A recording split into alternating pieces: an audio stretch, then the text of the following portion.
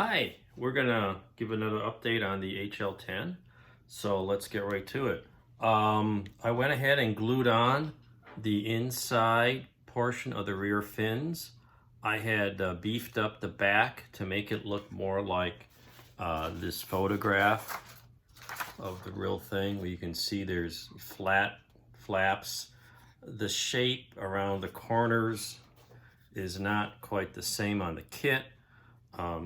But we'll just have to live with that. So what we've got is there's a control surfaces here. So there's a line here that I enhanced. This is going to be solid and smooth. The rocket engines will go in there eventually. I got to smooth out these two corners.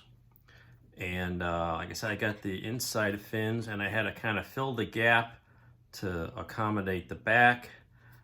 Didn't quite come out parallel like it should have. So I had to fill in the gap on the top and just basically do the best with what this kit provides. So it'll look like an HL10 when it's done, but it may not be exact. Filled in some of the gaps here, for example, with a piece of styrene strip. Cleaned this up a little bit. I started scoring with a razor saw where the nose is going to be cut off, but I want to do the putty work before I cut that off because I don't want to get more crap inside there. And I had ordered some putty which arrived today, like a 2-day delivery. This is 3M Acryl White. I've been using this Acryl Blue from gosh, I got this years ago. And it's starting to get hard, and I love this stuff because it's solid. It's got some nasty toluene or something in it, but you don't want to breathe too much of it. But it works great. You can wet sand it, dries hard, doesn't shrink. And what I like about this, it's going to be white. So because I'm making a white model, and I make a lot of white models, so the blue putty works, but hey, white putty, and actually you can't get the blue anymore. It only comes in white, so easier to paint.